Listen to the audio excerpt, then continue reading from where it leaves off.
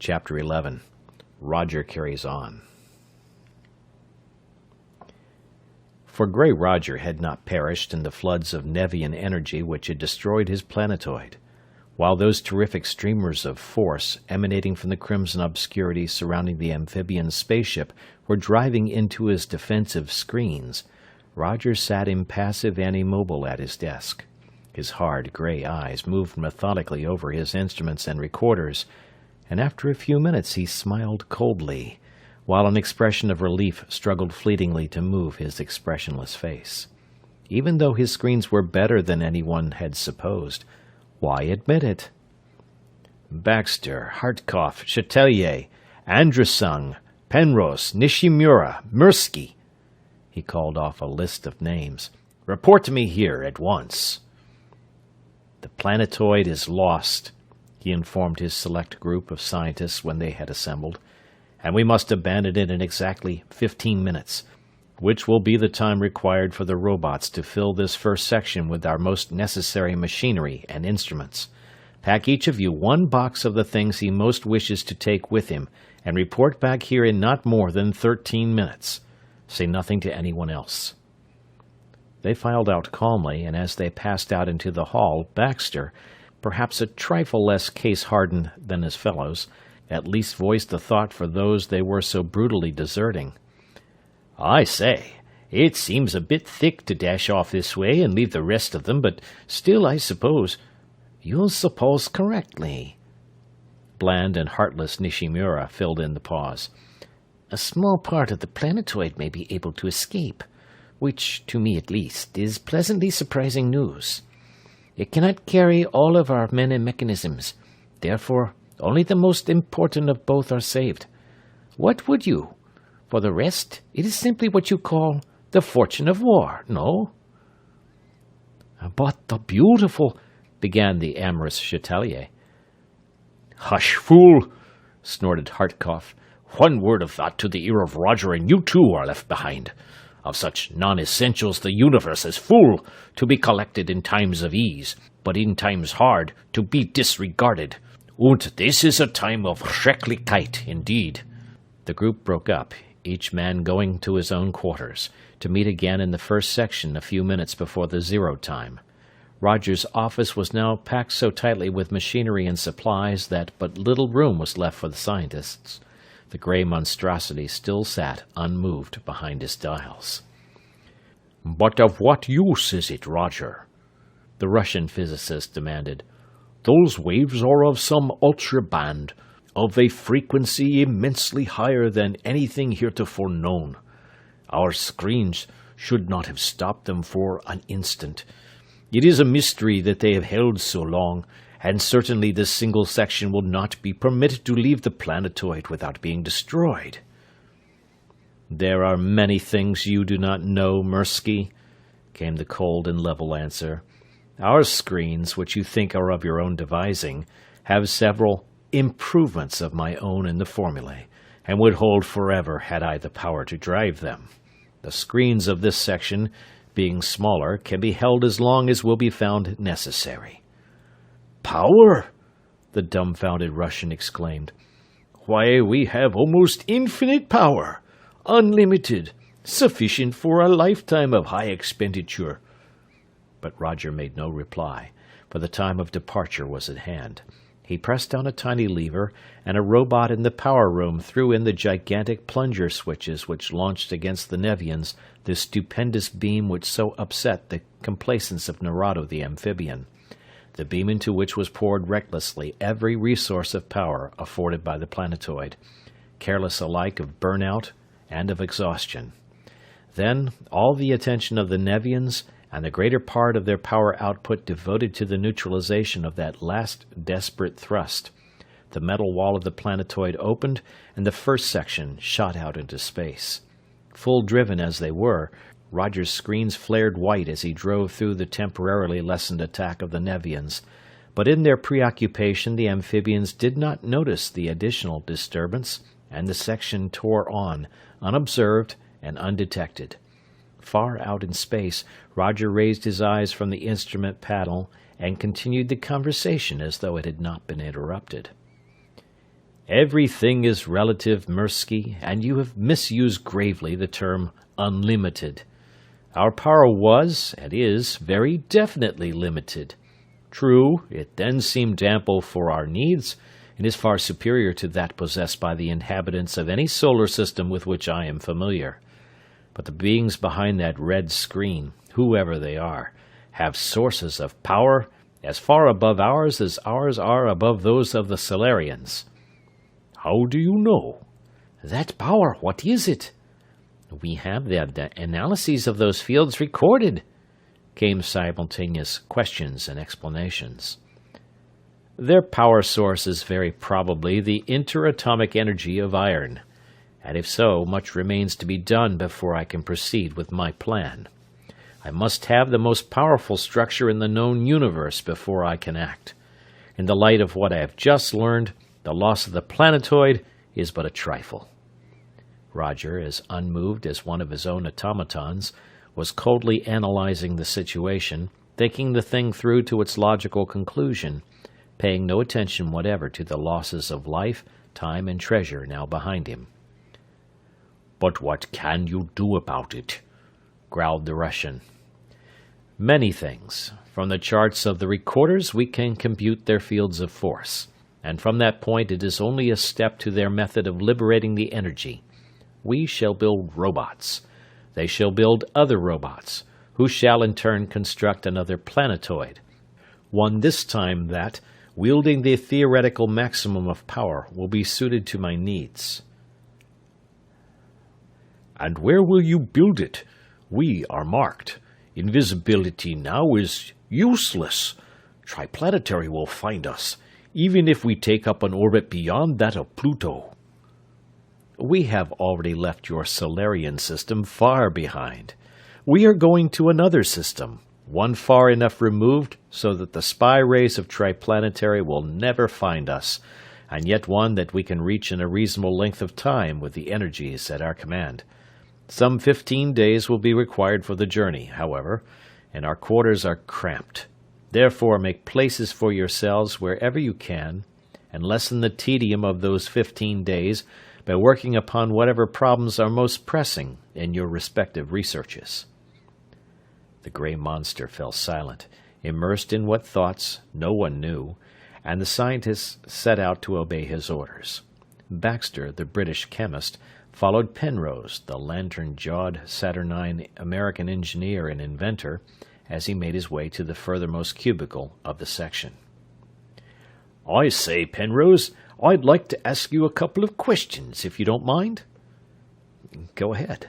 Ordinarily, it's dangerous to be a cackling hen anywhere around him, but he can't hear anything here now. His system is pretty well shot to pieces. You want to know all I know about Roger?" "Exactly so. You have been with him so much longer than I have, you know. In some ways, he impresses one as being scarcely human, if you know what I mean. Ridiculous, of course, but of late I have been wondering whether he really is human. He knows too much, about too many things. He seems to be acquainted with many solar systems, to visit which would require lifetimes. Then, too, he has dropped remarks which would imply that he actually saw things that happened long before any living man could possibly have been born.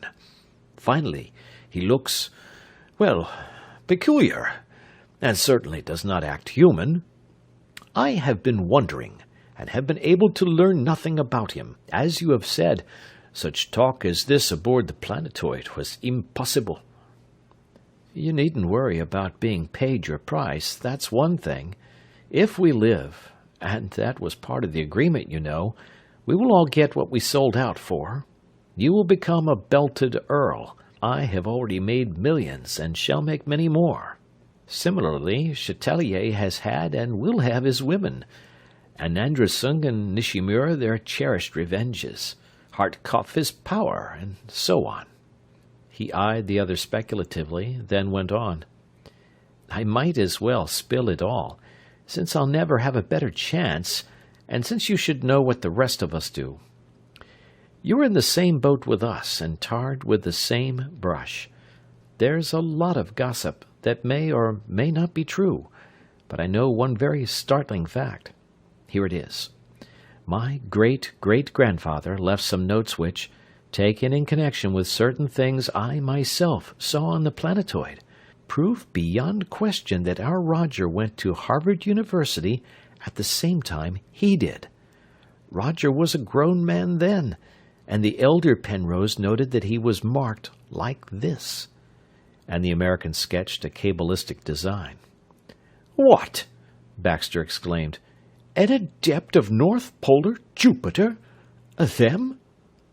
"Yes, that was before the first Jovian War, you know, and it was those medicine men, really high-caliber scientists, that prolonged that war so— But I say, Penrose, that's really a bit thick. When they were wiped out, it was proved a lot of hocus-pocus." "Some of it was, but most of it wasn't," Penrose interrupted in turn.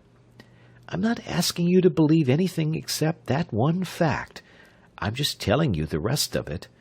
But it is also a fact that those adepts knew things and did things that take a lot of explaining. Now for the gossip, none of which is guaranteed. Roger is undoubtedly of Tellurian parentage, and the story is that his father was a moon pirate, his mother a Greek adventuress. When the pirates were chased off the moon, they went to Ganymede, you know, and some of them were captured by the Jovians. It seems that Roger was born at an instant of time sacred to the adepts, so they took him on. He worked his way up through the Forbidden Society as all adepts did, by various kinds of murder and job lots of assorted deviltries, until he got clear to the top, the 77th mystery." "The secret of eternal youth!" gasped Baxter, awed in spite of himself. "Right, and he stayed chief devil, in spite of all the efforts of all his ambitious sub-devils to kill him, until the turning point of the First Jovian War.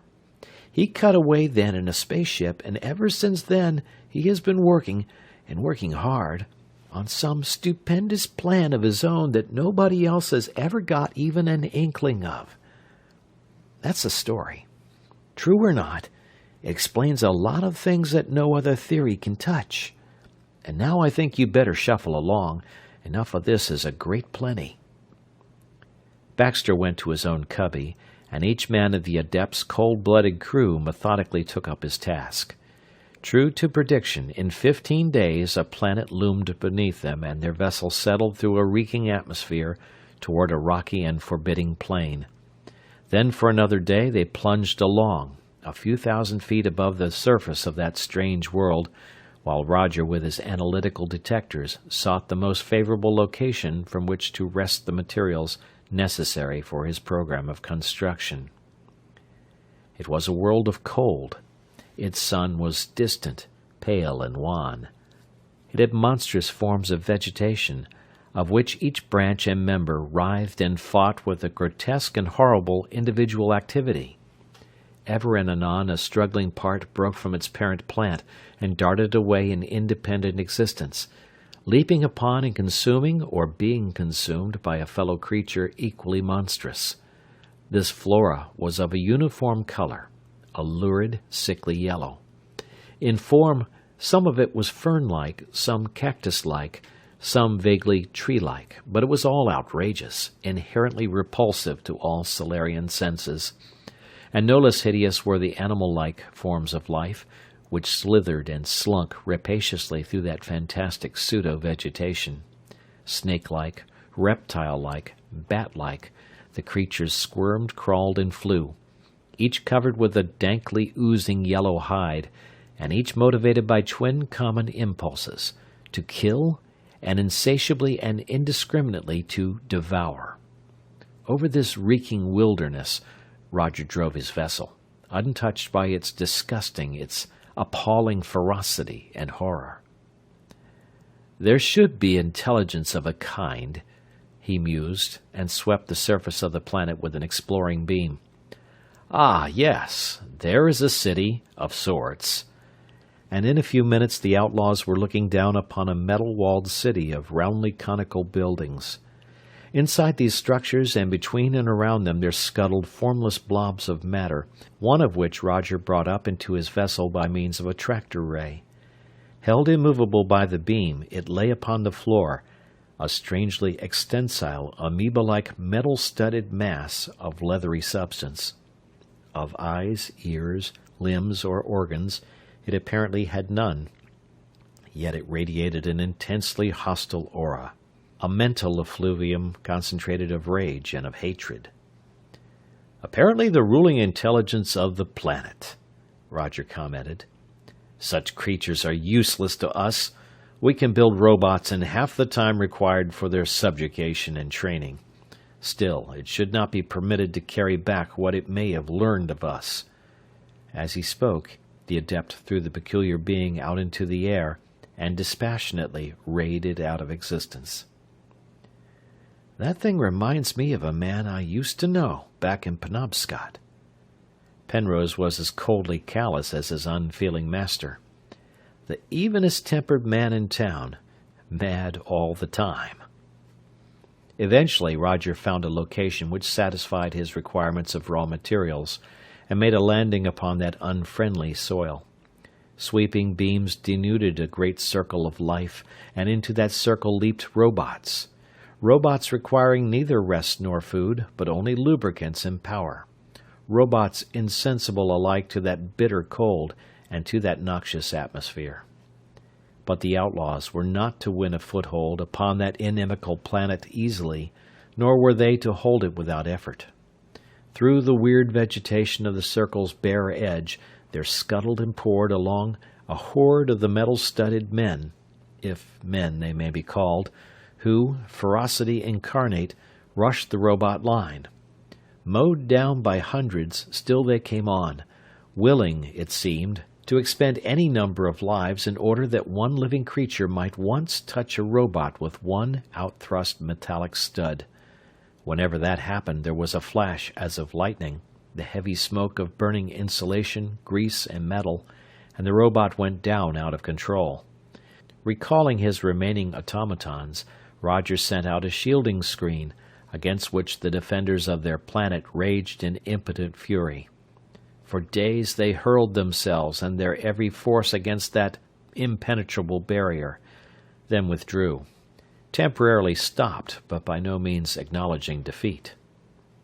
Then, while Roger and his cohorts directed affairs from within their comfortable and now sufficiently roomy vessel, there came into being around it an industrial city of metal, peopled by metallic and insensate mechanisms. Mines were sunk, furnaces were blown in, smelters belched forth into the already unbearable air their sulphurous fumes, rolling mills and machine shops were built and equipped, and as fast as new enterprises were completed, additional robots were ready to man them. In record time, the heavy work of girders, members, and plates was well under way, and shortly thereafter light, deft, and multi-fingered mechanical men began the interminable task of building and installing the prodigious amount of precise machinery required for the vast structure. Roger was well content, but one day he was rudely awakened from his dream of complete isolation. Even though he had no reason to believe that there was anything dangerous within hundreds of millions of miles, it was Roger's cautious custom to release the screens from time to time, in order to allow his detectors to range out.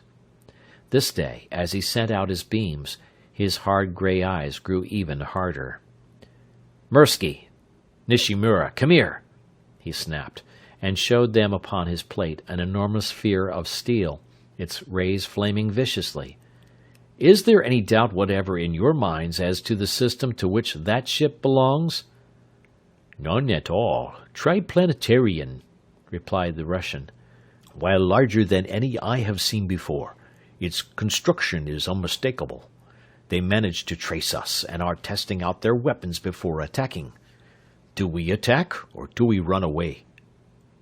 "If Triplanetarian, and it surely is, we attack," coldly. "This one section is armed and powered to defeat Triplanetary's entire navy. We shall take that ship, and shall add its slight resources to our own. and it may even be that they have picked up the 3 who escaped me. I have never yet been balked for long. Yes, we shall take that vessel, and those 3 sooner or later. Bradley I care nothing about, but Costigan handled me, and the woman." Diamond-hard eyes glared balefully at the urge of thoughts to a clean and normal mind unthinkable. "To your posts," he ordered. "The robots will continue to function under their automatic controls during the short time it will require to abate this nuisance." "One moment," a strange voice roared from the speakers. "Consider yourselves under arrest by order of the Triplanetary Council. Surrender and you shall receive impartial hearing. Fight us and you shall never come to trial. From what we have learned of Roger, we do not expect him to surrender, but if any of you other men wish to avoid immediate death, leave your vessel at once. We will come back for you later." "Any of you wishing to leave this vessel have my full permission to do so," Roger announced, disdaining any reply to the challenge of the Boise. "Any such, however, will not be allowed inside the planetoid area after the rest of us return from wiping out that patrol. We attack in 1 minute." "Would not one do better by stopping on?" Baxter, in the quarters of the American, was in doubt as to the most profitable course to pursue. "I should leave immediately if I thought that ship could win. But I do not fancy that it can, do you?" "That ship? One triplanetary ship against us?" Penrose laughed raucously. "Do as you please. I'd go in a minute if I thought that there was any chance of us losing, but there isn't, so I'm staying. I know which side my bread's buttered on. Those cops are bluffing, that's all. Not bluffing exactly either, because they'll go through with it as long as they last. Foolish, but it's a way they have. They'll die trying every time instead of running away, even when they know they're licked before they start. They don't use good judgment." "None of you are leaving? Very well. You each know what to do," came Roger's emotionless voice. The stipulated minute having elapsed, he advanced a lever and the outlaw cruiser slid quietly into the air. Toward the poised Boise, Roger steered. Within range, he flung out a weapon new learned and supposedly irresistible to any ferrous thing or creature, the red converter field of the Nevians, for Roger's analytical detectors had stood him in good stead during those frightful minutes, and in the course of which the planetoid had borne the brunt of Nerado's superhuman attack. In such good stead that from the records of those ingenious instruments, he and his scientists had been able to reconstruct not only the generators of the attacking forces, but also the screens employed by the amphibians in the neutralization of similar beams. With a vastly inferior armament, the smallest of Roger's vessels had defeated the most powerful battleships of Triplanetary. What had he to fear in such a heavy craft as the one he now was driving, one so superlatively armed and powered? Well, it was for his peace of mind that he had no inkling that the harmless-looking sphere he was so blithely attacking was in reality the much-discussed, half-mythical supership of Triplanetary's Secret Service, nor that its already unprecedented armament had been reinforced, thanks to that hated Costigan, with Roger's own every worthwhile idea, as well as with every weapon and defense known to that arch-Nevian, Nerado. Unknowing and contemptuous, Roger launched his converter field, and instantly found himself fighting for his very life, for from Raudebush at the controls down, the men of the Secret Service countered with wave after wave, and with salvo after salvo of vibratory and material destruction. No thought of mercy for the men of the pirate ship could enter their minds. The outlaws had each been given a chance to surrender, and each had refused it. Refusing, they knew, as the Triplanetarians knew, and as all modern readers know, meant that they were staking their lives upon victory. For with modern armaments it is seldom indeed that a single man lives through the defeat in battle of a war vessel of space. Roger launched his field of red opacity, but it did not even reach Boise's screens. All space seemed to explode into violet splendor as Raudebush neutralized it, drove it back with his obliterating zone of force, but even that all-devouring zone could not touch Roger's peculiarly efficient screen. The outlaw vessel stood out, unharmed. Ultraviolet, infrared, pure heat, infrasound, solid beams of high-tension, high-frequency current, in whose paths the most stubborn metals would be volatilized instantly. All iron-driven, every deadly and torturing vibration known was hurled against that screen. But it, too, was iron-driven, and it held. Even the awful force of the macro beam was dissipated by it, reflected, hurled away on all sides in coruscating torrents of blinding, dazzling energy. Cooper, Adlington, Spencer, and Dutton hurled against it their bombs and torpedoes, and still it held. But Roger's fiercest blasts and heaviest projectiles were equally impotent against the force shields of the supership. The Adept, having no liking for a battle upon anything like equal terms, sought safety in flight, only to be brought to a crashing, stunning halt by a massive tractor beam. That must be that six-phase polycyclic screen that Conway reported on. Cleveland frowned in thought. I've been doing a lot of work on that, and I think I've calculated an opener for it, Fred, but I'll have to have number 10 projector and the whole output of number 10 power room. Can you let me play with that much juice for a while? All right, Blake, tune her up to 55,000. There, hold it. Now, you other fellows, listen. I'm going to try to drill a hole through that screen with a hollow, quasi-solid beam, like a diamond drill cutting out a core.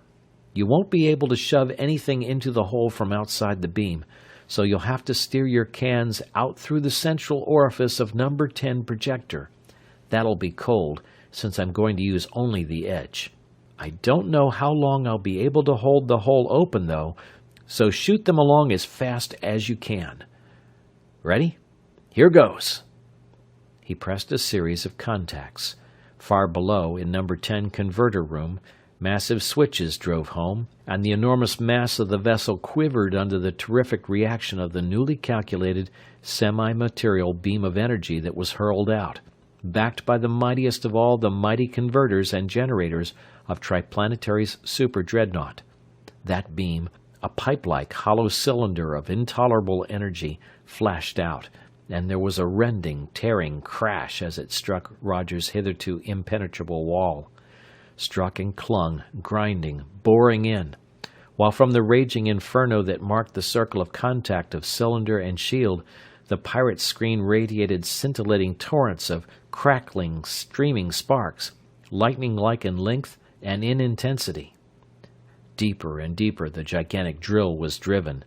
It was through, pierced Roger's polycyclic screen, exposed the bare metal of Roger's walls, and now, concentrated upon one point, flamed out in seemingly redoubled fury Triplanetary's raging rays. In vain, for even as they could not penetrate the screen, neither could they penetrate the wall of Cleveland's drill, but rebounded from it in the cascaded brilliance of thwarted lightning. "Oh, what a dumbbell I am!" groaned Cleveland. Why didn't I have somebody rig up a secondary XX7 beam on 10's inner rings? Hop to it, will you, Blake, so that we'll have it in case they're able to stop the cans? But the pirates could not stop all of Triplanetary's projectiles, now hurrying along inside the pipe as fast as they could be driven. In fact, for a few minutes desperate Roger, knowing that he faced his long life's gravest crisis, paid no attention to them at all, nor to any of his own useless offensive weapons. He struggled only and madly to break away from the savage grip of the Boise's tractor rod. Futile. He could neither cut nor stretch that inexorably anchoring beam. Then he devoted his every resource to the closing of that unbelievable breach in his shield, the barrier which through all previous emergencies had kept death at bay. Equally futile. His most desperate efforts resulted only in more frenzied displays of incandescence along the curved surface of contact of that penetrant cylinder. And through that terrific conduit came speeding package after package of destruction. Bombs and armor-piercing shells, gas shells, and shells of poisonous and corrosive fluids followed each other in close succession.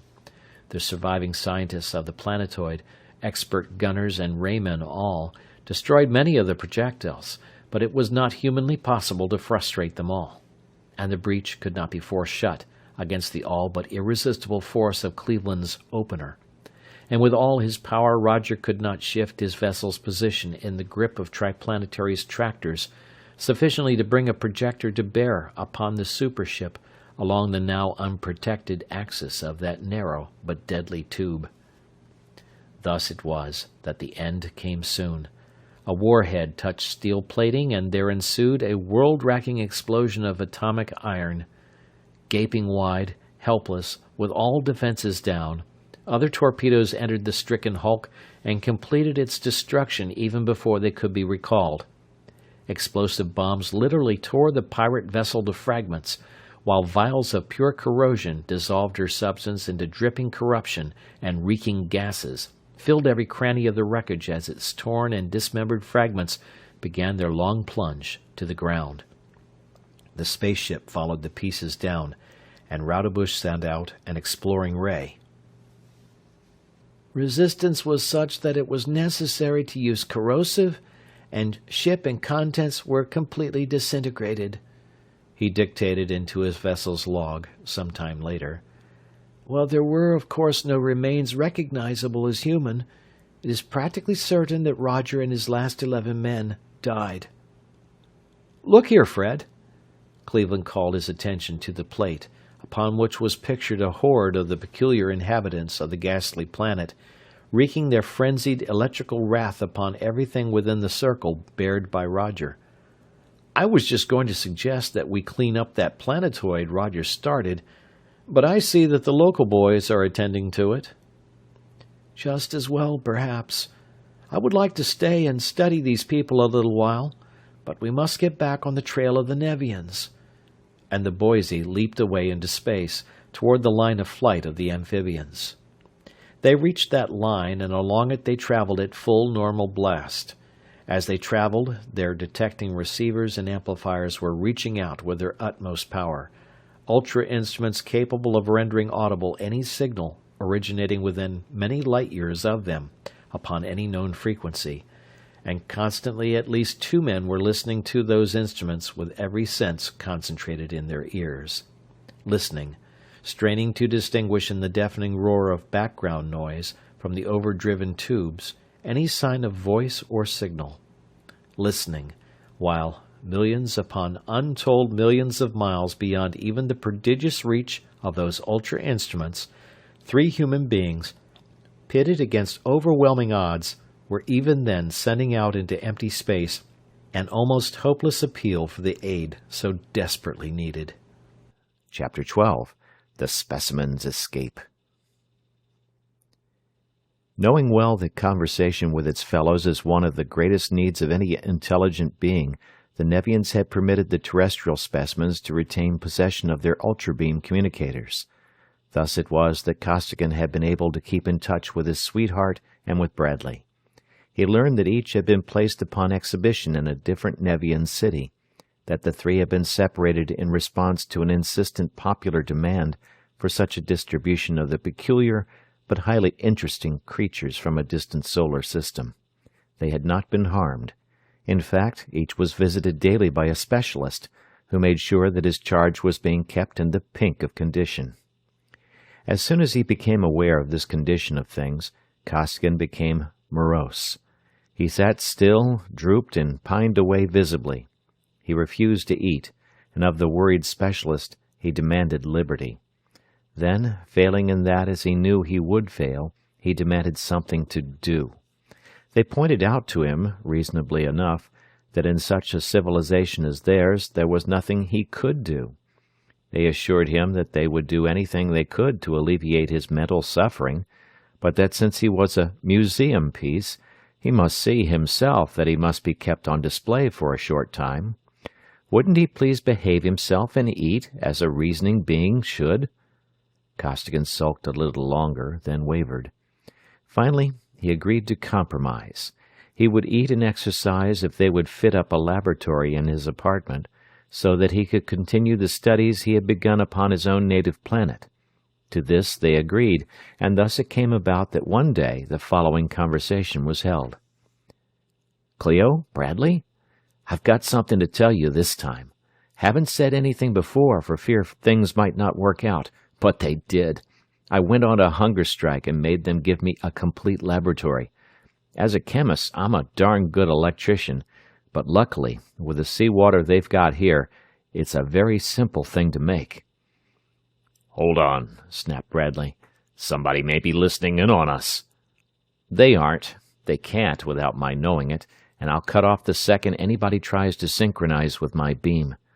To resume, making V2 is a very simple process, and I've got everything around here that's hollow clear full of it." "How come they let you?" asked Cleo. "Oh, they don't know what I'm doing. They watched me for a few days, and all I did was make up and bottle the weirdest messes imaginable. Then I finally managed to separate oxygen and nitrogen after trying hard all of one day, and when they thought they saw that I didn't know anything about either one of them or what to do with them after I had them, they gave me up in disgust as a plain dumb ape and haven't paid any attention to me since. So I've got me plenty of kilograms of liquid V2 all ready to touch off. I'm getting out of here in about 3 minutes and a half, and I'm coming over after you folks in a new iron-powered space speedster that they don't know I know anything about. They've just given it its final tests, and it's the slickest thing you ever saw." "But, Conway, dearest, you can't possibly rescue me." Cleo's voice broke. "Why, there are thousands of them all around here. If you can get away, go, dear, but don't—" "I said I was coming after you, and if I can get away, I'll be there. A good whiff of this stuff will lay out 1,000 of them just as easily as it will one. Here's the idea. I've made a gas mask for myself, since I'll be in it where it's thick, but you two won't need any. The gas is soluble enough in water so that 3 or 4 thicknesses of wet cloth over your noses will be enough. I'll tell you when to wet down. We're going to break away or go out trying. There aren't enough amphibians between here and Andromeda to keep us humans cooped up like menagerie animals forever. But here comes my specialist with the keys to the city. Time for the overture to start. See you later." The Nevian physician directed his key tube upon the transparent wall of the chamber, and an opening appeared, an opening which vanished as soon as he had stepped through it. Costigan kicked a valve open, and from various innocent tubes there belched forth into the water of the central lagoon and into the air over it a flood of deadly vapor. As the Nevian turned toward the prisoner, there was an almost inaudible hiss, and a tiny jet of the frightful, outlawed stuff struck his open gills just behind his huge conical head. He tensed momentarily, twitched convulsively just once, and fell motionless to the floor. And outside, the streams of avidly soluble liquefied gas rushed out into air and into water. It spread, dissolved, and diffused with the extreme mobility which is one of its characteristics, and as it diffused and was borne outward, the Nevians, in their massed hundreds, died. Died not knowing what killed them, not knowing even that they died.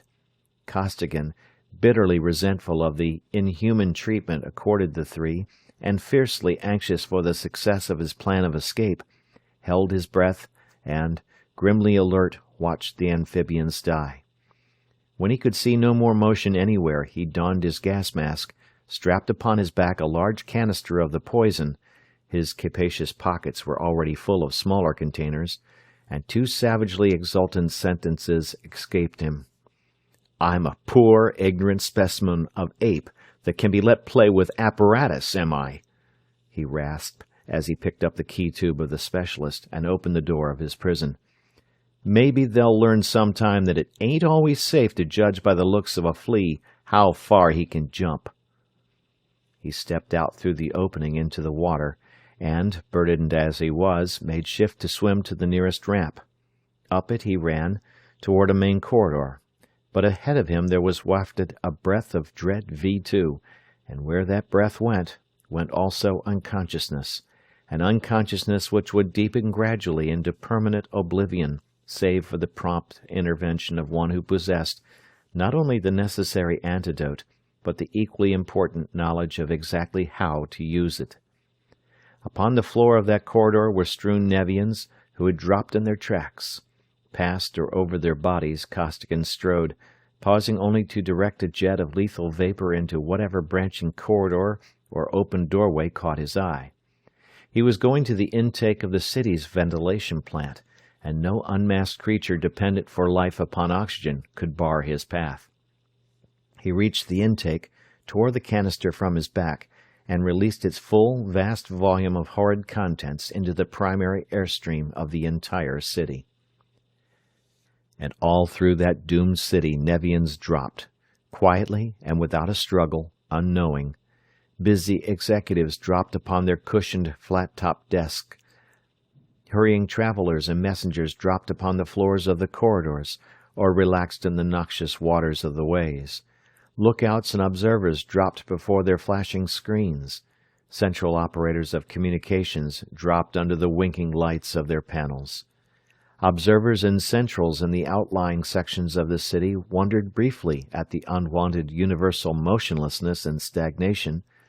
Then the racing taint in water and in air reached them too, and they ceased wondering forever.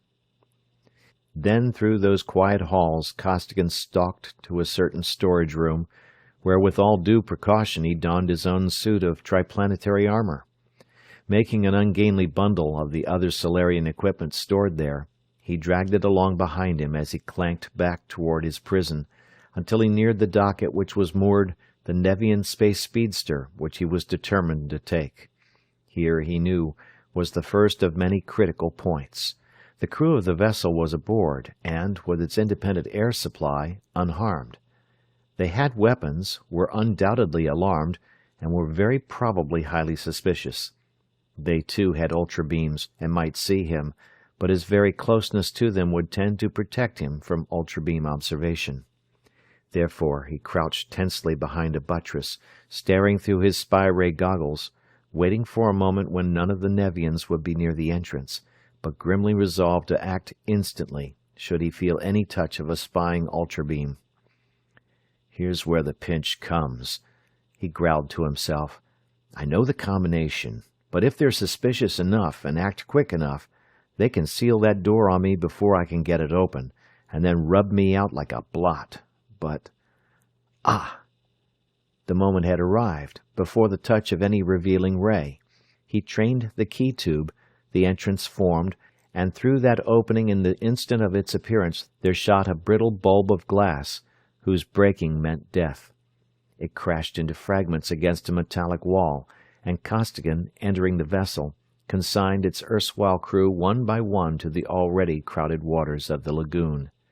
He then leaped to the controls, and drove the captured speedster through the air, to plunge it down upon the surface of the lagoon beside the door of the isolated structure which had for so long been his prison. Carefully he transferred to the vessel the motley assortment of containers of V2, and after a quick check-up to make sure that he had overlooked nothing, he shot his craft straight up into the air. Then only did he close his ultrawave circuits and speak. "Cleo, Bradley, I got away clean, without a bit of trouble. Now I'm coming after you, Cleo." "Oh, it's wonderful that you got away, Conway," the girl exclaimed. "But hadn't you better get Captain Bradley first? Then, if anything should happen, he would be of some use, while "I'll knock him into an outside loop if he does," the captain snorted, and Costigan went on. "You won't need to. You come first, Cleo, of course. But you're too far away for me to see you with my spy, and I don't want to use the high-powered beam of this boat for fear of detection, so you'd better keep on talking so that I can trace you." "That's one thing I am good at," Cleo laughed in sheer relief. "If talking were music, I'd be a full brass band." And she kept up a flow of inconsequential chatter until Costigan told her that it was no longer necessary, that he had established the line. "Any excitement around there yet?" he asked her then. "Nothing unusual that I can see," she replied. "Why? Should there be some?" "I hope not, but when I made my getaway I couldn't kill them all, of course, and I thought maybe they might connect things up with my jailbreak and tell the other cities to take steps about you two. But I guess they're pretty well disorganized back there yet, since they can't know who hit them, or what with, or why. I must have got about everybody that wasn't sealed up somewhere, and it doesn't stand to reason that those who are left can check up very closely for a while yet. But they're nobody's fools. They'll certainly get conscious when I snatch you, maybe before. There, I see your city, I think. What are you going to do? Same as I did back there, if I can. Poison their primary air and all the water I can reach. Oh, Conway! Her voice rose to a scream. They must know. They're all getting out of the water and are rushing inside the buildings as fast as they possibly can. I see they are, grimly. I'm right over you now, way up. Been locating their primary intake. They've got a dozen ships around it, and have guards posted all along the corridors leading to it, and those guards are wearing masks. They're clever birds, all right, those amphibians. They know what they got back there and how they got it. That changes things, girl. If we use gas here, we won't stand a chance in the world of getting old Bradley. Stand by to jump when I open that door. Hurry, dear. They're coming out here after me. Sure they are. Costigan had already seen the two Nevians swimming out toward Cleo's cage, and had hurled his vessel downward in a screaming power dive. You're too valuable a specimen for them to let you be gassed, but if they can get there before I do, they're traveling fast. He miscalculated slightly, so that instead of coming to a halt at the surface of the liquid medium, the speedster struck with a crash that hurled solid masses of water for hundreds of yards. But no ordinary crash could harm that vessel's structure. Her gravity controls were not overloaded, and she shot back to the surface, gallant ship and reckless pilot alike unharmed. Costigan trained his key tube upon the doorway of Cleo's cell, then tossed it aside. Different combinations over here, he barked. Got to cut you out. Lie down in that far corner. His hands flashed over the panel, and as Cleo fell prone without hesitation or question, a heavy beam literally blasted away a large portion of the roof of the structure. The speedster shot into the air and dropped down until she rested upon the tops of opposite walls still glowing, semi-molten. The girl piled a stool upon the table and stood upon it, reached upward, and seized the mailed hands extended downward toward her. Costigan heaved her up into the vessel with a powerful jerk, slammed the door shut, leaped to the controls, and the speedster darted away. Your armor's in that bundle there. Better put it on, and check your Lewistons and pistols. No telling what kind of jams we'll get into, he snapped without turning. Bradley, start talking. All right, I've got your line. Better get your wet rags ready and get organized generally. Every second will count by the time we get there. We're coming so fast that our outer plating's white hot, but it may not be fast enough at that. It isn't fast enough, quite, Bradley announced calmly. They're coming out after me now. Don't fight them, and probably they won't paralyze you. Keep on talking so that I can find out where they take you. No good, Costigan. The voice of the old space flea did not reveal a sign of emotion as he made his dread announcement. They have it all figured out. They're not taking any chances at all. They're going to peril... His voice broke off in the middle of the word. With a bitter imprecation, Costigan flashed on the powerful ultra-beam projector of the speedster and focused the plate upon Bradley's prison, careless now of detection, since the Nevians were already warned. Upon that plate he watched the Nevians carry the helpless body of the captain into a small boat, and continued to watch as they bore it into one of the largest buildings of the city. Up a series of ramps they took the still form, placing it finally upon a soft couch in an enormous and heavily guarded central hall. Costigan turned to his companion, Cleo, and even through the helmets she could see plainly the white agony of his expression. He moistened his lips and tried twice to speak, tried and failed, but he made no move either to cut off their power or to change their direction. Of course, she approved steadily. We are going through. I know that you want to run with me, but if you actually did it, I would never want to see you or hear of you again, and you would hate me forever." Hardly that. The anguish did not leave his eyes, and his voice was hoarse and strained, but his hands did not vary the course of the speedster by so much as a hair's breadth. "You're the finest little fellow that ever waved a plume, and I would love you no matter what happened. I'd trade my immortal soul to the devil if it would get you out of this mess, but we're both in it up to our necks, and we can't dog it now. If they kill him, we beat it. He and I both know that it was on the chance of that happening that I took you first, but as long as all three of us are alive, it's all three or none." "Of course," she said again, as steadily, thrilled this time to the depths of her being by the sheer manhood of him who had thus simply voiced his code, a man of such fibre that neither love of life nor the infinitely more powerful love of her which she knew he bore could make him lower its high standard. "We are going through. Forget that I am a woman. We are three human beings, fighting a world full of monsters. I am simply one of us three. I will steer your ship, fire your projectors, or throw your bombs. What can I do best?" "Throw bombs," he directed briefly. He knew what must be done were they to have even the slightest chance of winning clear. "I'm going to blast a hole down into the auditorium, and when I do, you stand by that port and start dropping bottles of perfume.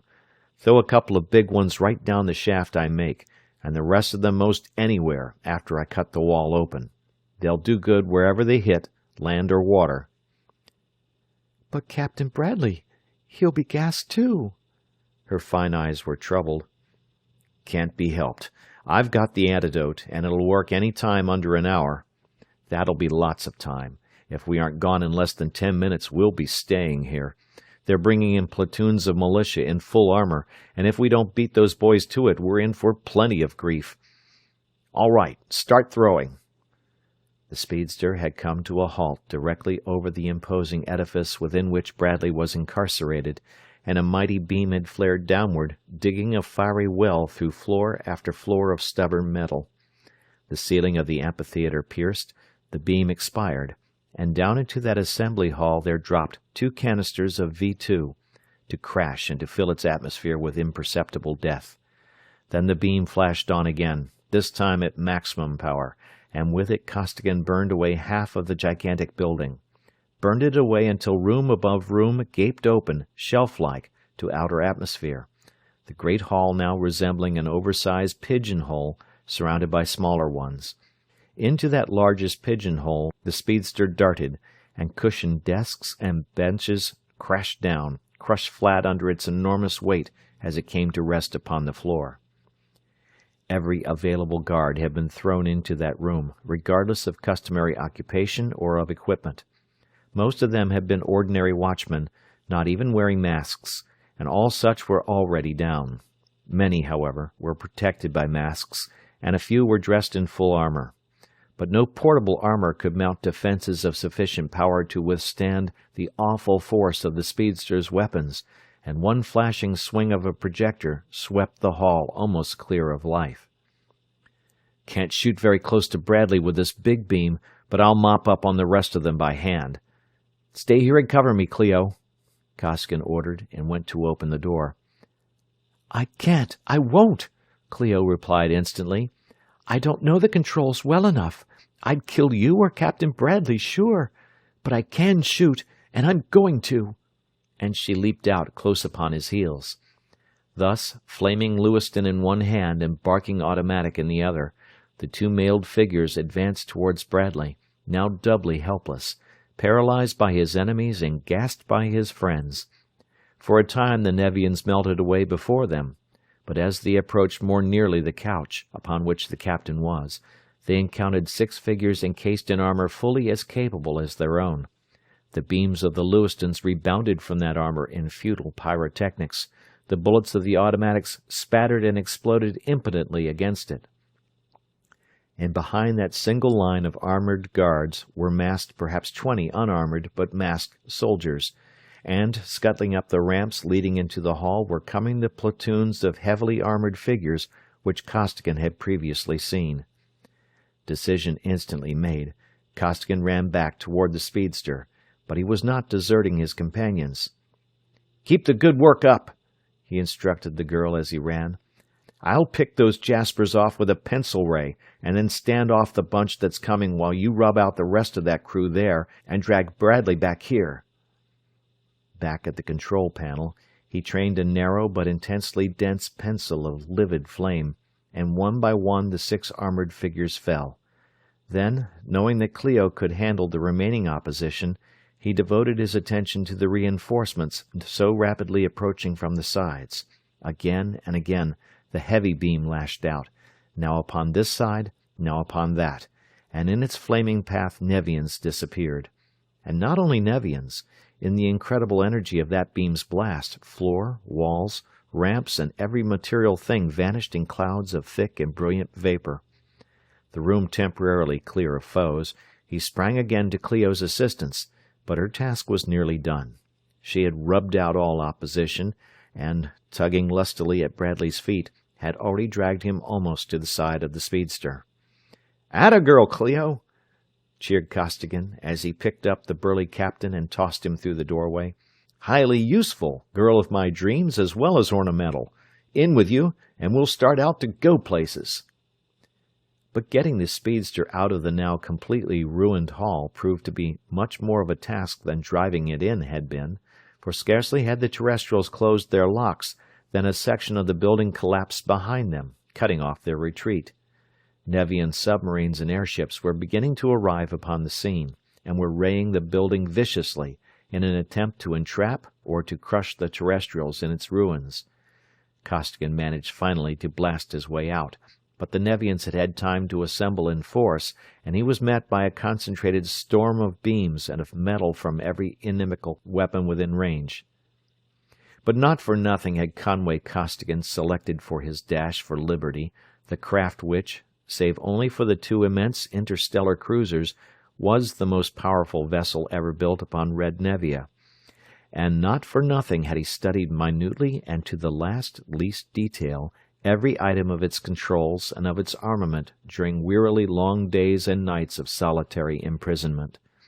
He had studied it under test, in action, and at rest, studied it until he knew thoroughly its every possibility. And what a ship it was! The iron-driven generators of his shielding screens handled with ease the terrific load of the Nevian's assault. His polycyclic screens were proof against any material projectile, and the machines supplying his offensive beams with power were more than equal to their tasks. Driven now at full rating, those frightful weapons lashed out against the Nevian blocking the way, and under their impacts her screens flared brilliantly through the spectrum and went down. And in the instant of their failure, the enemy vessel was literally blown into nothingness. No unprotected metal, however resistant, could exist for a moment in the pathway of those iron-driven tornadoes of pure energy.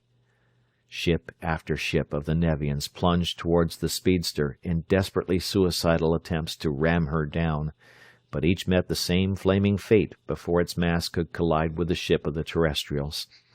Then, from the grouped submarines far below, there reached up red rods of force, which seized the spaceship and began relentlessly to draw her down. "What are they doing that for, Conway? They can't fight us." "They don't want to fight us. They want to hold us. But I know what to do about that, too." And the powerful tractor rods snapped as a plane of lurid light drove through them. Upward now at the highest permissible velocity, the speedster leaped, and past the few ships remaining above her she dodged. There was nothing now between her and the freedom of boundless space. "You did it, Conway! You did it!" Clio exulted. "Oh, Conway, you're just simply wonderful!" "I haven't done it yet," Costigan cautioned her. "The worst is yet to come. Narado. He's why they wanted to hold us back, and why I was in such a hurry to get away. That boat of his is bad medicine, girl, and we want to put plenty of kilometers behind us before he gets started." "But do you think he will chase us?" "Think so? I know so. The mere facts, that we are rare specimens and that he told us that we were going to stay there all the rest of our lives, would make him chase us clear to Dustheimer's Nebula. Besides that, we stepped on their toes pretty heavily before we left.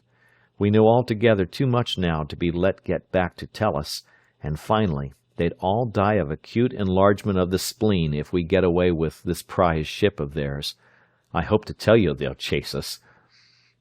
He fell silent, devoting his whole attention to his piloting, driving his craft onward at such velocity that its outer plating held steadily at the highest point of temperature compatible with safety. Soon they were out in open space, hurtling toward the sun under the drive of every possible iota of power, and Costigan took off his armor and turned toward the helpless body of the captain. "He looks so dead, Conway. Are you really sure that you can bring him to?" "Absolutely. Lots of time yet. Just 3 simple squirts in the right places will do the trick." He took from a locked compartment of his armor a small steel box, which housed a surgeon's hypodermic and 3 vials. 1, 2, 3. He injected small but precisely measured amounts of the fluids into the 3 vital localities, then placed the inert form upon a deeply cushioned couch. "There. That'll take care of the gas in 5 or 6 hours. The paralysis will wear off before that, so he'll be all right when he wakes up. And we're going away from here with every watt of power we can put out. We have done everything I know how to do for the present." Then only did Costigan turn and look down directly into Clio's eyes. Wide, eloquent blue eyes that gazed back up into his, tender and unafraid. Eyes freighted with the oldest message of woman to chosen man. His hard young face softened wonderfully as he stared at her. There were 2 quick steps, and they were in each other's arms. Clio's lively rounded form nestled against Costigan's powerful body as his mighty arms tightened around her. His neck and shoulder were no less enthusiastically clasped, and less strongly only because of her woman's slighter musculature. Lips upon eager lips, blue eyes to gray, motionless they stood, clasped in ecstasy, thinking nothing of the dreadful past, nothing of the fearful future, conscious only of the glorious, the wonderful present. "Clio mine, darling, girl, how I love you." Costigan's deep voice was husky with emotion. "I haven't kissed you for 7,000 years. I don't rate you by hundreds of steps, but if I can just get you out of this mess, I swear by all the space—" "You needn't, lover. Rate me? Good heavens, Conway, it's just the other way." "Chop it," he commanded in her ear. "I'm still dizzy at the idea of your loving me at all, to say nothing of loving me this way. But you do, and that's all I ask, here or hereafter." "Love you. Love you." Their mutual embrace tightened, and her low voice thrilled brokenly as she went on. "Conway, dearest, I can't say a thing, but you know. Oh, Conway." After a time Clio drew a long and tremulous but supremely happy breath as the realities of their predicament once more obtruded themselves upon her consciousness. She released herself gently from Costigan's arms. "Do you really think that there is a chance of us getting back to the earth, so that we can be together? Always?" "A chance, yes. A probability, no," he replied unequivocally. "It depends upon 2 things. First, how much of a start we got on Nerado. His ship is the biggest and fastest thing I ever saw, and if he strips her down and drives her, which he will, he'll catch us long before we can make Tellus. On the other hand, I gave Raudebush a lot of data, and if he and Lyman Cleveland can add it to their own stuff and get that super ship of ours rebuilt in time, they'll be out here on the prowl, and they'll have what can give even Nerado plenty of argument. No use worrying about it anyway. We won't know anything until we detect one or the other of them, and then will be the time to do something about it." "If Nerado catches us, will you—" She paused. "Rub you out? I will not. Even if he does catch us, and takes us back to Nevia, I won't. There's lots more time coming onto the clock. Nerado won't hurt either of us badly enough to leave scars, either physical, mental, or moral. I'd kill you in a second if it were Roger. He's dirty, and he's thoroughly bad. But Nerado's a good enough old scout, in his way. He's big, and he's clean. You know, I really could like that fish if I could meet him on terms of equality sometime."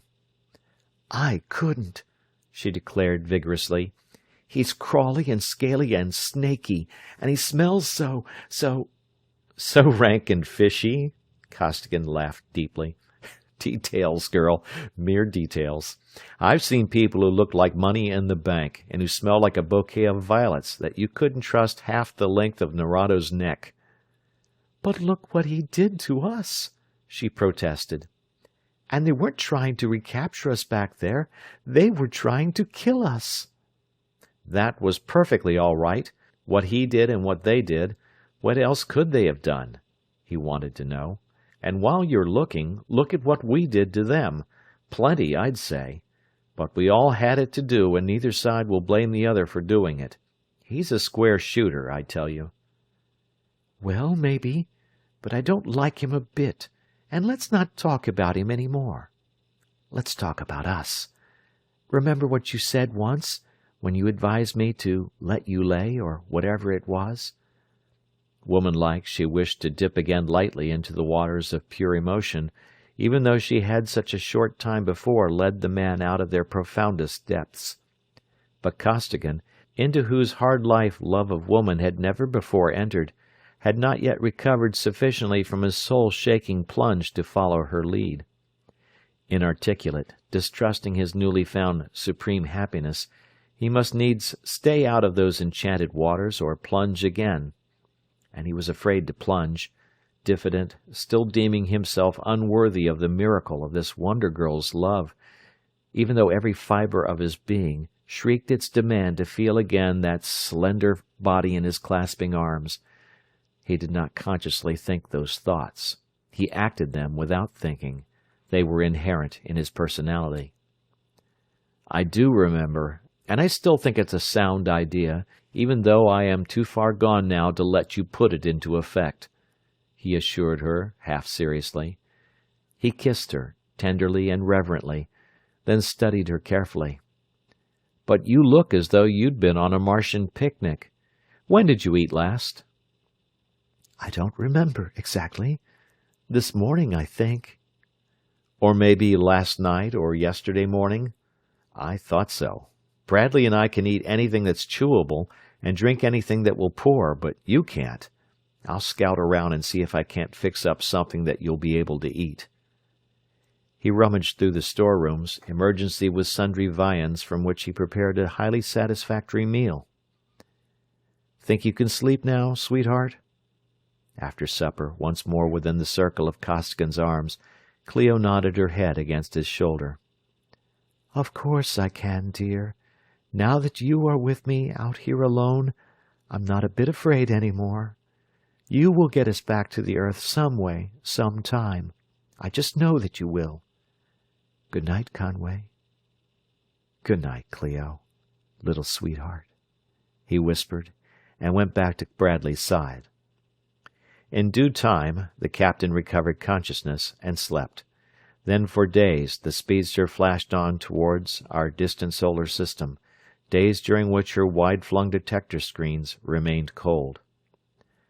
"I don't know whether I'm afraid they'll hit something or afraid that they won't," Costigan remarked more than once, but finally those tenuous sentinels did in fact encounter an interfering vibration. Along the detector line a visibeam sped, and Costigan's face hardened as he saw the unmistakable outline of Nerado's interstellar cruiser far behind them. "Well, a stern chase always was a long one," Costigan said finally. "He can't catch us for plenty of days yet. Now what?" For the alarms of the detectors had broken out anew. There was still another point of interference to be investigated. Costigan traced it, and there, almost dead ahead of them, between them and their sun, nearing them at the incomprehensible rate of the sum of the two vessels' velocities, came another cruiser of the Nevians. "Must be the sister ship coming back from our system with a load of iron," Costigan deduced. heavily loaded as she is, we may be able to dodge her. And she's coming so fast that if we can stay out of her range, we'll be all right. She won't be able to stop for probably 3 or 4 days. But if our supership is anywhere in these parts, now's the time for her to rally round." He gave the speedster all the side thrust she would take. Then, putting every available communicator tube behind a tight beam, he drove it sunward and began sending out a long-continued call to his fellows of Triplanetary's Secret Service. Nearer and nearer the Nevian flashed, trying with all her power to intercept the speedster, and it soon became evident that, heavily laden though she was, she could make enough sideway to bring her within range at the time of meeting. "Of course, they've got partial neutralization of inertia the same as we have." Costigan cogitated. "And by the way he's coming, I'd say that he had orders to blow us out of the ether. He knows as well as we do that he can't capture us alive at anything like the relative velocities we've got now. I can't give her any more side thrust without overloading the gravity controls, so overloaded they've got to be. Strap down, you two, because they may go out entirely." "Do you think that you can pull away from them, Conway?" Cleo was staring in horrified fascination into the plate, watching the pictured vessel increase in size moment by moment. "I don't know, girl, but I'm going to try. Just in case we don't, though, I'm going to keep on yelling for help. In solid? All right, boat, do your stuff." Chapter 13. The Meeting of the Giants. "Check your blast, Fred. I think I hear something trying to come through," Cleveland called out sharply. For days the Boise had torn through the illimitable reaches of empty space, and now the long vigil of the keen-eyed listeners was to be ended. Rodebush cut off his power, and through the deafening roar of tube noise an almost inaudible voice made itself heard. "All the help you can give us. Sams, Cleveland, Rodebush, anybody of Triplanetary who can hear me, listen. This is Costigan, with Miss Marsden and Captain Bradley, heading for where we think the sun is, from right ascension about 6 hours, declination about plus 14 degrees. Distance unknown, but probably hundreds of light years. Trace my call. One Nevian ship is overhauling us slowly, another is coming toward us from the sun. We may or may not be able to dodge it, but we need all the help you can give us. Sams, Rodebush, Cleveland, anybody of Triplanetary." Endlessly the faint voice went on, but Rodebush and Cleveland were no longer listening. Sensitive ultraloops had been swung, and along the indicated line shot Triplanetary's supership at a velocity which she had never before even approached, the utterly incomprehensible, almost incalculable velocity attained by inertialess matter, driven through an almost perfect vacuum by the Boise's maximum projector blast, a blast which would lift her stupendous normal tonnage against a gravity 5 times that of Earth's. At the full frightful measure of that velocity, the supership literally annihilated distance, while ahead of her the furiously driven but scarcely faster spy ray beam tore on in quest of the 3 terrestrials who were calling for help. "Got any idea how fast we're going?" Rodebush demanded, glancing up for an instant from the observation plate. "We should be able to see him, since we could hear him, and our range is certainly as great as anything he can have." "No, can't figure velocity without any reliable data on how many atoms of matter exist per cubic meter out here." Cleveland was staring at the calculator. "It's constant, of course, at the value at which the friction of the medium is equal to our thrust. Incidentally, we can't hold it long. We're running a temperature, which shows that we're stepping along faster than anybody ever computed before. Taking Throckmorton's estimates, it figures somewhere near the order of magnitude of 10 to the 27th. Fast enough, anyway, so you'd better bend an eye on that plate.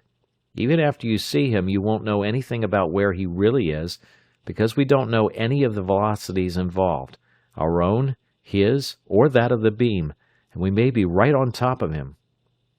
"Or if we are outrunning the beam, we won't see him at all. That makes it nice piloting." "How are you going to handle things when we get there?" "Lock to them and take them aboard if we're in time. If not, if they are fighting already—" "There they are!" The picture of the speedster's control room flashed upon the plate, and Costigan's voice greeted them from the speaker. "Hello, fellows. Welcome to our city. Where are you?" "We don't know," Cleveland snapped back. "And we don't know where you are, either. Can't figure anything without data.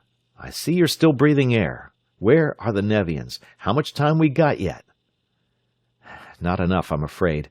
By the looks of things, they will be within range of us in a couple of hours, and you're so far away yet that it took our voices 4 minutes and about 50 seconds to make the round trip on the Ultra. Play that on your calculator, Lyman. You haven't even touched our detector screen yet. I'm mighty glad to have seen you fellows again, though, anyway." "A couple of hours!" In his relief, Cleveland almost shouted the words. "That's time to burn. We can be clear out of the galaxy in less than—" He broke off at a yell from Roudabush. "Broadcast, Conway, broadcast!" that worthy had cried as Costigan's image had disappeared utterly from his plate. Now he cut off the Boise's power, stopping her instantaneously in mid-space, but the connection had been broken. Costigan could not possibly have heard the orders to change his beam signal to a broadcast so that they could pick it up, nor would it have done any good if he had heard and had obeyed. So immeasurably great had been their velocity that they had flashed past the speedster without seeing it, even upon the ultraplates, and now they were unknown billions of miles beyond the fugitives they had come so far to help, far beyond the range of any possible broadcast. But Cleveland had understood instantly what had happened. He now had a little data upon which to work, and his fingers were flying over the keys of the calculator. "Backblast, maximum, 17 seconds, he directed crisply. "Not exact, of course, but that'll put us close enough to find 'em with our detectors." Then, for the calculated 17 seconds, the supership retraced her path, at the same awful speed with which she had come so far. The blast expired, and there, plainly limned upon the observation plates, was the Nevian speedster. "As a computer, you're good," Roudabush applauded. "So close that we can't use the neutralizers to catch him. If we use a dyne of driving force, we'll overshoot him 1,000,000 kilometers before I can snap the switches out." "And yet he's so far away and going so fast that if we keep our inertia on, it'll take all day at full drive to overtake him." Cleveland was frankly puzzled. What to do? Shunt in a potentiometer? "No, we don't need it." Roudabush turned to the transmitter. "Costigan, we're going to take hold of you with a very light tractor. Don't cut it." "A tractor? Inertialess?" Cleveland wondered. "Why not?" Roudabush launched the tractor, set at its absolute minimum of power, and threw in his master switches.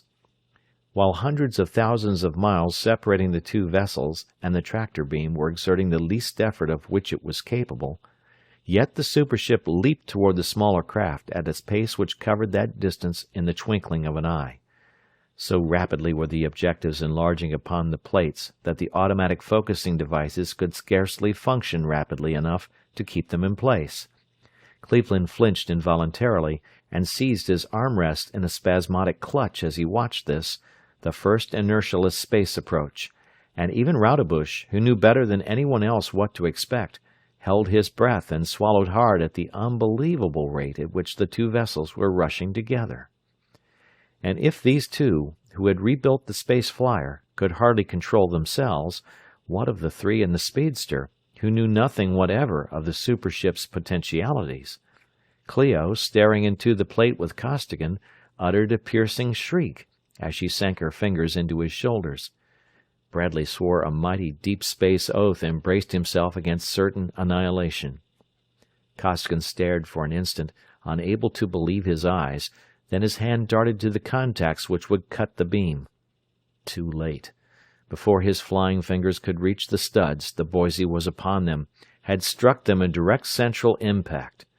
Moving at the full measure of her unthinkable velocity though the supership was at the moment of impact, yet the most delicate recording instruments of the speedster could not detect the slightest shock as the enormous globe struck the comparatively tiny torpedo and clung to it, accommodating instantly and effortlessly her own terrific pace to that of the smaller and infinitely slower craft.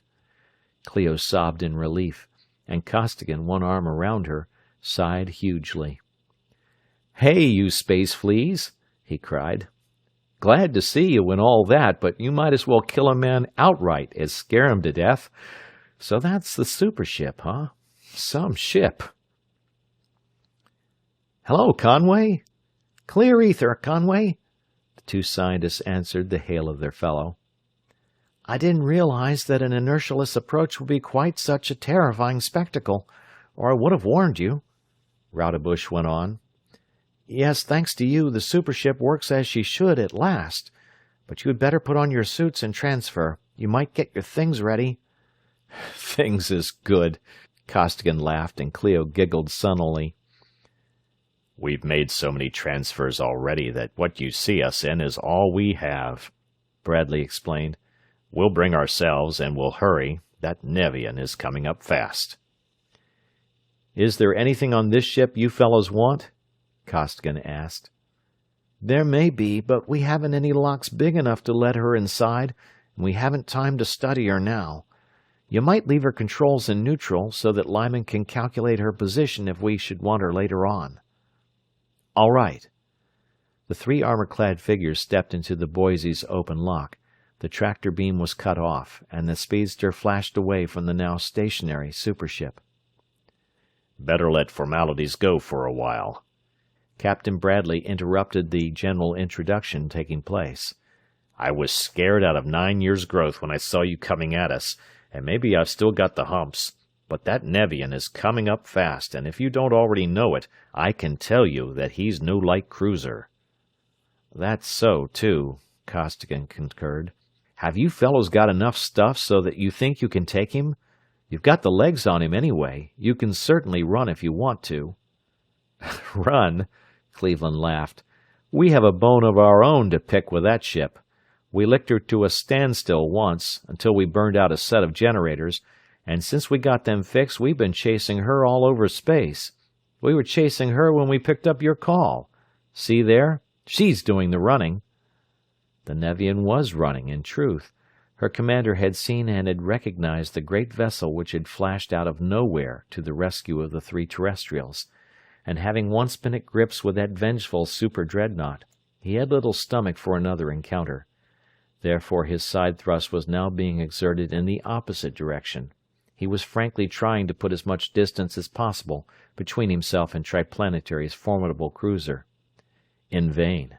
A light tractor was clamped on, and the Boise flashed up to close range before Roudebush threw on her inertia, and Cleveland brought the two vessels relatively to rest by increasing gradually his tractor's pull. And this time the Nevian could not cut the tractor. Again that shearing plane of force bit into it and tore at it, but it neither yielded nor broke. The rebuilt generators of Number 4 were designed to carry the load, and they carried it. And again Triplanetary's every mighty weapon was brought into play. The cans were thrown, ultra and infra beams were driven, the furious macro beam gnawed hungrily at the Nevian's defenses, and one by one those defenses went down. In desperation the enemy commander threw his every generator behind a polycyclic screen, only to see Cleveland's even more powerful drill bore relentlessly through it. Punctured that last defense, the end came soon. A secondary SX-7 beam was now in place on Mighty 10's inner rings, and one fierce blast blew a hole completely through the Nevian cruiser. Into that hole entered Adlington's terrific bombs and their gruesome fellows, and where they entered, life departed. All defenses vanished, and under the blast of the Boise's projectors, now unopposed, the metal of the Nevian vessel exploded instantly into a widely spreading cloud of vapor. Sparkling vapor, with perhaps here and there a droplet or two of material which had only been liquefied. So passed the sister ship, and Roudebush turned his plates upon the vessel of Narado. But that highly intelligent amphibian had seen all that had occurred. He had long since given over the pursuit of the speedster, and he did not rush in to do hopeless battle beside his fellow Nevians against the terrestrials. His analytical detectors had written down each detail of every weapon and of every screen employed, and even while prodigious streamers of red force were raving out from his vessel, braking her terrific progress and swinging her around in an immense circle back toward far Nevia. His scientists and mechanics were doubling and redoubling the power of his already titanic installations, to match and, if possible, to overmatch those of Triplanetary's super-dreadnought. "Do we kill him now, or do we let him suffer a while longer?" Costigan demanded. "I don't think so, yet," replied Roudebush. "Would you, Lyman?" "Not yet," replied Cleveland grimly, reading the thought of the other and agreeing with it. "Let him pilot us to Nevia. We might not be able to find it without a guide. While we're at it, we want to so pulverize that crowd that if they ever come near the Solarian system again, they'll think it's 20 minutes too soon." Thus it was that the Boise, under only a few dynes of propulsion, pursued the Nevian ship. Apparently exerting every effort, she never came quite within range of the fleeing raider, yet never was she so far behind that the Nevian spaceship was not in clear register upon her observation plates. Nor was Narado alone in strengthening his vessel. Costigan knew well and respected highly the Nevian scientist captain, and at his suggestion the entire time of the long and uneventful flight was spent in reinforcing the supership's armament to the iron-driven limit of theoretical and mechanical possibility.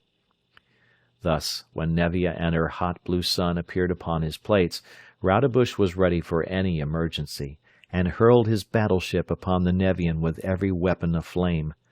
But so was Narado ready, and unlike her sister ship, his vessel was manned by scientists well versed in the fundamental theory of the weapons with which they fought. Beams, rods, and lances of energy flamed and flared. Planes and pencils cut, slashed, and stabbed. Defensive screens glowed redly or flashed suddenly into intensely brilliant, coruscating incandescence. Crimson opacity struggled sullenly against violet curtain of annihilation. Material projectiles and torpedoes were launched under full beam control, only to be exploded harmlessly in mid-space, to be rayed into nothingness, or to disappear innocuously against impenetrable polycyclic screens.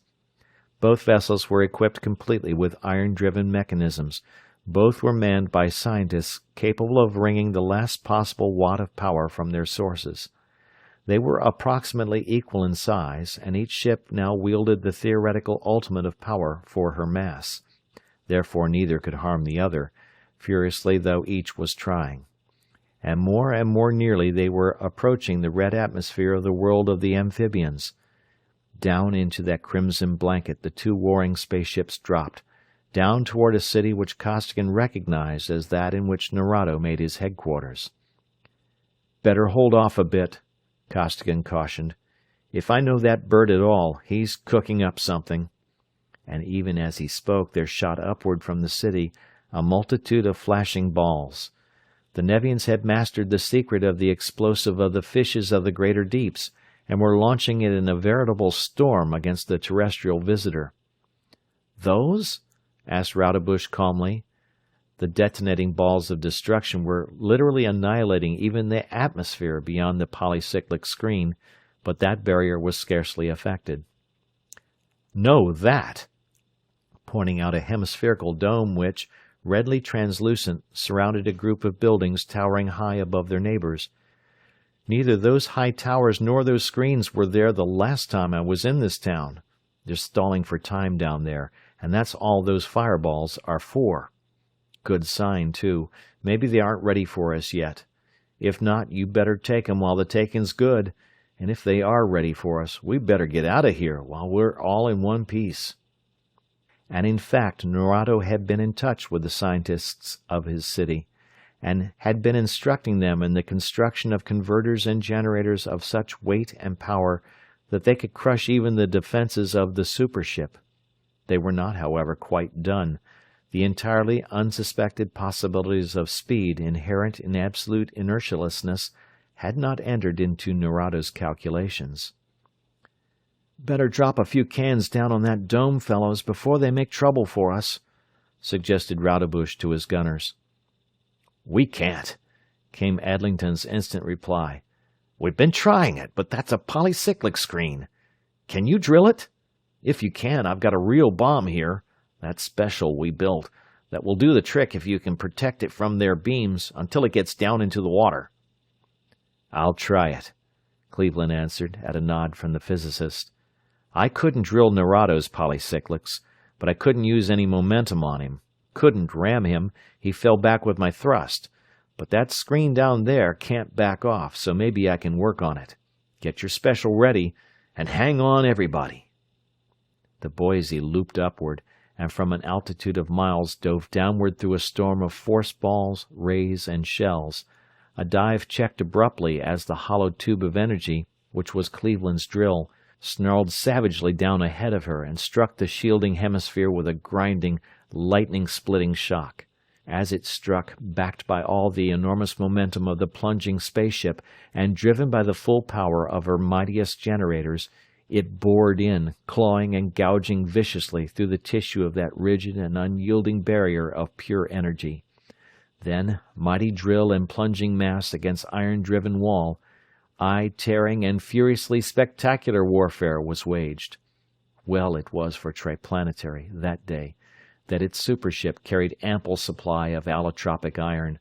Well it was that her originally gargantuan converters and generators had been doubled and quadrupled in power on the long Nevian way. For that oven-girdled fortress was powered to withstand any conceivable assault. But the Boise's power and momentum were now inconceivable, and every watt and every dyne was solidly behind that hellishly flaming, that voraciously tearing, that irresistibly ravening cylinder of energy incredible. Through the Nevian shield that cylinder gnawed its frightful way, and down its protecting length there drove Adlington's special bomb. Special it was indeed, so great of girth that it could barely pass through the central orifice of Ten's mighty projector. So heavily charged was sensitized atomic iron that its detonation upon any planet would not have been considered for an instant if that planet's integrity meant anything to its attackers. Down the shielding pipe of force the Special screamed under full propulsion, and beneath the surface of Nevia's ocean it plunged. "Cut!" yelled Adlington, and as the scintillating drill expired, the bomber snapped his detonating switch. For a moment, the effect of the explosion seemed unimportant. A dull, low rumble was all that was to be heard of a concussion that jarred red Nevia to her very center, and all that could be seen was a slow heaving of the water. But that heaving did not cease. Slowly, so slowly it seemed to the observers now high in the heavens, the water rose up and parted, revealing a vast chasm blown deep into the ocean's rocky bed. Higher and higher the lazy mountains of water reared, effortlessly to pick up, to smash, to grind into fragments, and finally to toss aside every building, every structure, every scrap of material substance pertaining to the whole Nevian city. Flattened out, driven backwards for miles, the tortured waters were urged, leaving exposed bare ground and broken rock where once had been the ocean's busy floor, while tremendous blasts of incandescent gas raved upward, buffeting even the enormous masses of the two spaceships, poised by their breathless crews so high above the site of the explosion. Then the displaced millions of tons of water rushed back into that newly rived pit, seeming to seek in that mad rush to make even more complete the already total destruction of the city. The raging torrents poured into that yawning cavern, filled it, and piled mountainously above it, receding and piling up again and again, causing tidal waves which swept a full half of Nevia's mighty, watery globe. The city forever silenced, Roudebush again directed his weapons upon Nerado's vessel. But the Nevian was no longer fighting. For the first time in that long and bitter engagement, not a Nevian beam was in operation. His screens, however, were as capable as ever, and after a few fruitless attempts to make an impression upon them, Roudebush cut off his own offensive and turned to Costigan. "What do you make of it, Conway? You know these people better than we do. What are they up to?"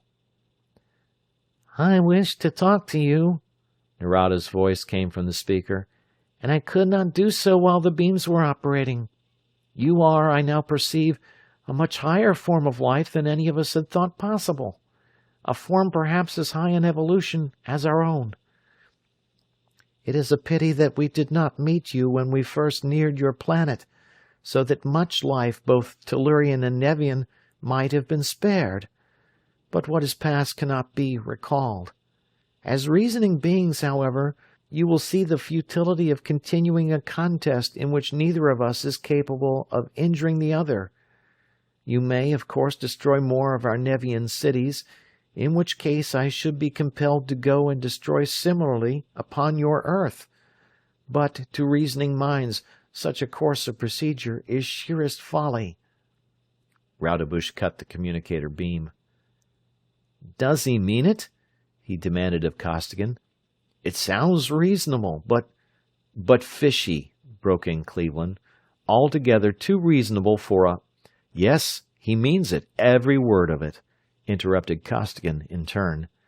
That's the way they are, reasonable, passionless. Funny, they lack a lot of things we have, but they've got a lot of things that I wish more of us Tellurians had, too. Give me the plate. I'll talk for Triplanetary. And the beam was restored.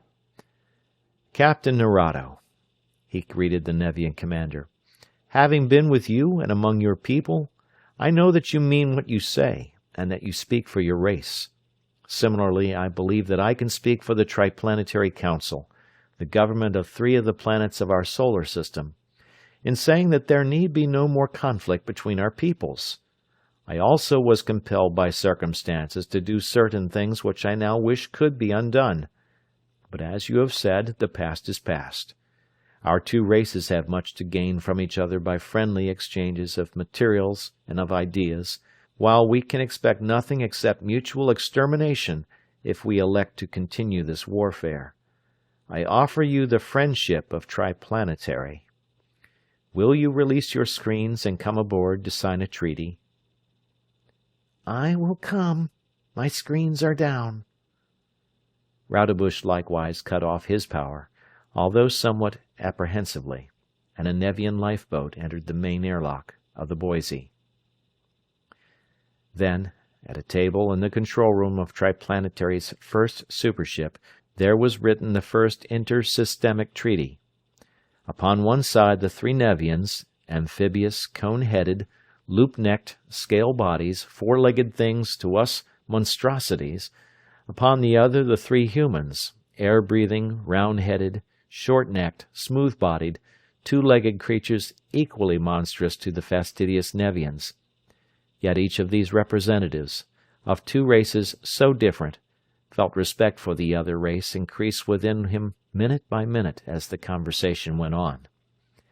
The Nevians had destroyed Pittsburgh, but Adlington's bomb had blown an equally populous Nevian city out of existence.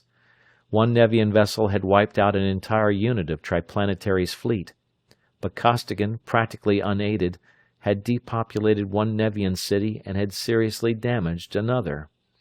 He had also beamed down many Nevian ships. Therefore loss of life and material could be balanced. The Solarian system was rich in iron, to which the Nevians were welcome.